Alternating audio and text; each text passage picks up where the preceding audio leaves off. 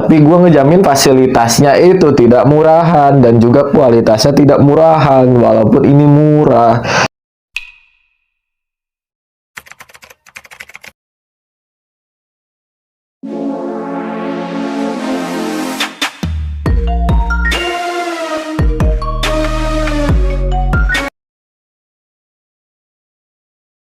Halo semuanya, selamat datang di channel gue, di Amriva Channel. Kali ini gue bakalan bahas tentang jurusan kuliah, yaitu Sastra Indonesia di Universitas Pamulang. Mulai dari biaya sampai dengan kita itu belajar apa sih di Sastra Indonesia gitu kan. Nah, karena banyak banget yang bilang kalau misalkan buat apa sih belajar bahasa Indonesia lagi, karena kita ini tinggal di Indonesia gitu. Nah, gue bakalan jelasin itu, dan gue bakal jelasinnya mulai dari biayanya dulu. Oke, gue bakalan jelasin mulai dari biayanya. Nah, teman-teman di sini bisa lihat biaya kuliah jurusan Sastra Indonesia di Universitas Pamulang. Di sini teman-teman bisa lihat angsuran-angsuran dan juga registrasinya. Di sini ada registrasi dengan nominal Rp400.000. Di sini gue tertulis sudah lunas pada tanggal 15 Agustus 2022 melalui Bank BTN ya teman-teman. Setahu gue di Unpam tuh dia bisa bayaran lewat Bank BTN, Bank DKI, terus Bank Mandiri, BNI, dan juga bisa lewat Bank BPR-nya Unpam langsung di kampus gitu. Setahu gue kalau misalkan lewat Bank Mandiri itu ada biaya admin, dan kalau misalkan Bank DKI BTN tuh nggak ada. Makanya gue pakainya Bank BTN karena yang dekat dari rumah gue adalah Bank BTN gitu. Nah, untuk angsuran kedua, ketiga, dan keempat, lima, enam, seterusnya itu sama nominalnya Rp200.000. Rp200.000 itu kalian bisa angsur itu sebulan sekali bisa, mau lunasin semua juga bisa, tergantung kalian. Nah, di sini teman-teman bisa lihat untuk angsuran kedua, ketiga, sampai UTS, gua pada tanggal 5 Oktober. Semuanya tuh berturut 5 Oktober ya. Jadi secara nggak langsung menandakan bahwasannya itu bayarannya langsung sekaligus 3 sampai UTS gitu, yaitu totalnya berapa? 650.000 gitu kan. Dan ini gue langsung ke BPR, banknya Unpam. Jadi gue langsung bayaran ke kampus. Terus di sini tuh yang membedakan hanya UTS dan UAS. Yang lainnya 200.000, UTS UASnya di sini 250.000 teman-teman. Gitu. Jadi caranya seperti ini teman-teman. Kalian ketika kenaikan semester, kalian tidak perlu harus membayar ini semua. Jadi kewajiban kalian hanya membayar registrasi terlebih dahulu. Jadi ketika masuk awal semester atau kenaikan semester, kalian cukup bayar registrasi terlebih dahulu. Karena kalau misalkan kalian tidak membayar registrasi terlebih dahulu, maka kalian akan dianggap cuti gitu. Nah, jadi gua juga awalnya lunasnya itu 15 Agustus itu kan registrasi dulu.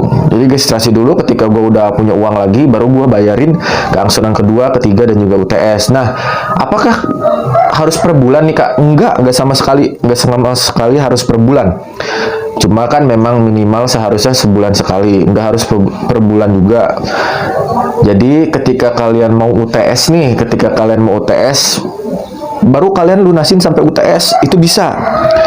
Pokoknya UTS itu dan UAS itu harus udah lunas ketika kalian menjalankan ujiannya. Gitu teman-teman. Jadi misalkan besok kita UTS nih, hari ini kita bayar sampai UTS, berarti yang harus dibayar itu angsuran kedua, ketiga, dan sampai UTS. Otomatis kalian bisa mengikuti UTS dan mendapatkan kartu ujian.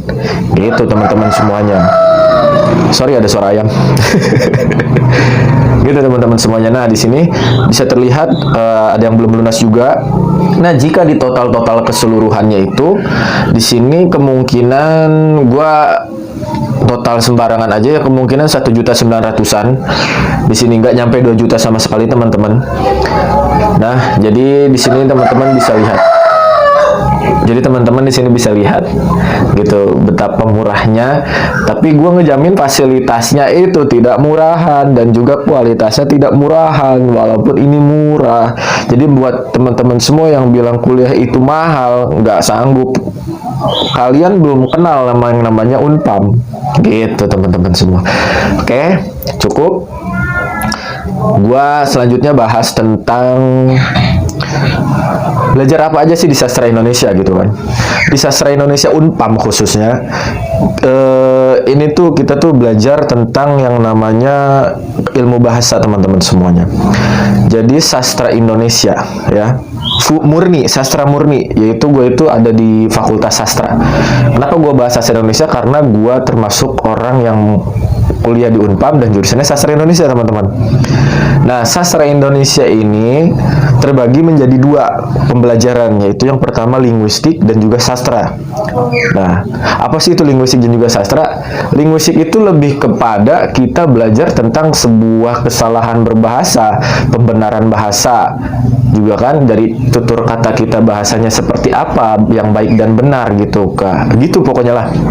Nah, linguistik sendiri itu kan kita terbagi lagi, ada banyak, ada yang namanya linguistik morfologi masuknya, terus ada yang semantik, sintaksis, sama fonologi, dan juga masih ada yang lainnya lagi.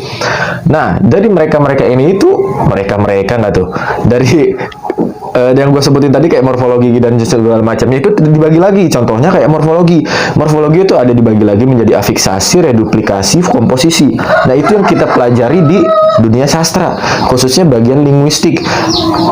Contohnya seperti ini. Misalkan di huruf abjad itu ada yang namanya huruf konsonan dan juga huruf vokal, yaitu kalau misalkan huruf vokal itu yang kita tahu A, I, U, E, O. Nah, huruf konsonan itu selain A, I, U, E, O tentunya kayak B, C, nah itu huruf konsonan. Nah, kenapa kita sangat penting mempelajari linguistik di dalam sastra Indonesia? Karena ini mempengaruhi tentang yang namanya sastra gitu. Nanti gue bakal jelasin hubungannya. Nah, contohnya tadi di huruf vokal dan konsonan, contoh kalimatnya atau contoh katanya. Contoh katanya yaitu misalkan membeli ya. Di situ ada huruf vokal yaitu E. Sedangkan di abjad itu udah jelas kayak A, B, C, D, E, F, E. Kita nyebutnya E loh. Tapi kenapa di kata membeli itu E? Membeli, bukan membeli, bukan. Sedangkan di huruf abjadnya itu kita membacanya E. Nah, di situ di linguistik akan dibahas. Gitu teman-teman semuanya. Nanti kalau teman-teman semuanya belajar di sastra Indonesia itu bakal ketemu semuanya. Nah, contohnya lagi apa? Kayak TV, huruf T sama huruf V. Kita tahunya seperti itu kan bacaannya. Nah, dibacanya seperti itu. Tapi kalau misalkan kita mengenal tentang huruf abjad cara pembacaannya, O, P, Q, R, S, T, U, V, W, X, Y, Z, V. Berarti secara nggak langsung pembacaan itu bukan TV teman-teman, tapi TV. Nah, hal ini juga diperjelas oleh guru bahasa Indonesia gua, yaitu Bapak Khairul Umam. Dia juga menjelaskan bahwasannya pembacaan itu bukan TV tapi TV gitu. Tapi kan karena kebanyakan masyarakat kita mengucapkan TV, jadi itu menjadi suatu hal yang lumrah. Nah, dari situlah kita mempelajari tentang linguistik dalam bidang sastra Indonesia. Seperti itu kurang lebih. Kayak pokoknya kurang lebihnya linguistik itu mempelajari tentang ilmu kebahasaan, tentang kesalahan berbahasa, cara pembenarannya, bahasa yang baik dan benar, baik itu tertulis maupun lisan, pengucapannya dan banyak lagi. Gitu. Dan juga memperhatikan diksi-diksi kita atau pemilihan kata kita dalam public speaking. Kita juga bisa public speaking dengan rapi, dengan bagus menggunakan diksi-diksi yang kita pelajari di linguistik. Seperti itu teman-teman semuanya. Nah, lanjut, ada dua bagian yang tadi saya sebutkan atau yang gue sebutin tadi, ada linguistik dan juga sastra. Ada juga sastra. Nah, sastra ini apa? Sastra ini ruang lingkupnya buat teman-teman semua yang suka baca novel, yang suka buat cerita, puisi, cerpen. Nah, itu masuknya ke sastra teman-teman semuanya. Jadi di dalam sastra itu kita membedah yang namanya tentang puisi, cerpen, prosa, novel, itu segala macam begitu tuh kita bedah tuh. Nah, kenapa bedahnya gimana?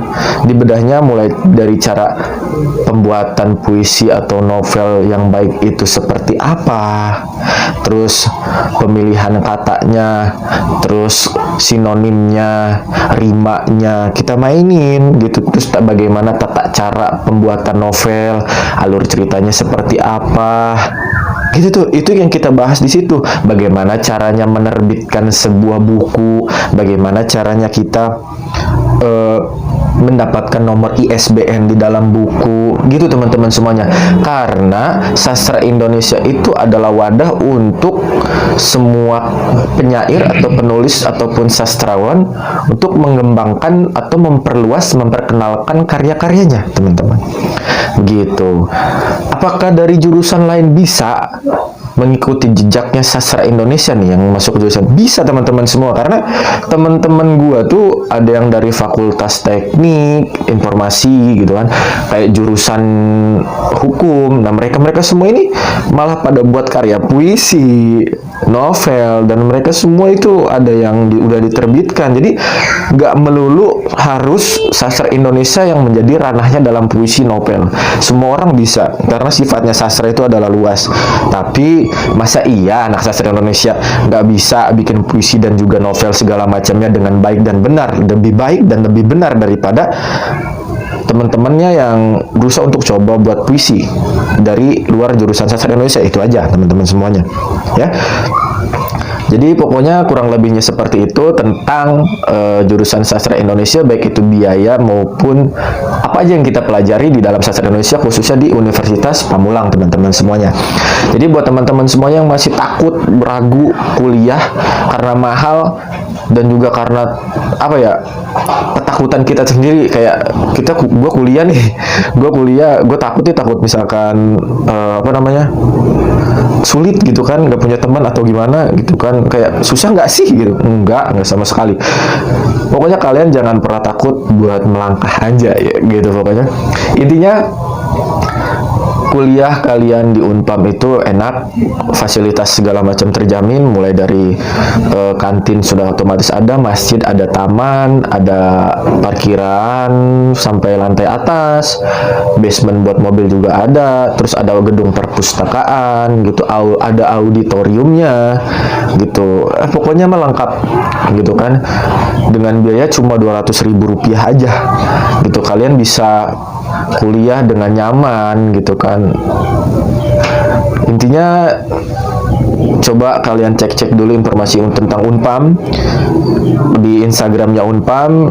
Kalau gue sih dulu masuknya ke gelombang 3 di pmb.unpam, kalian bisa cari Instagramnya ya. Mungkin segitu aja informasi dari gue.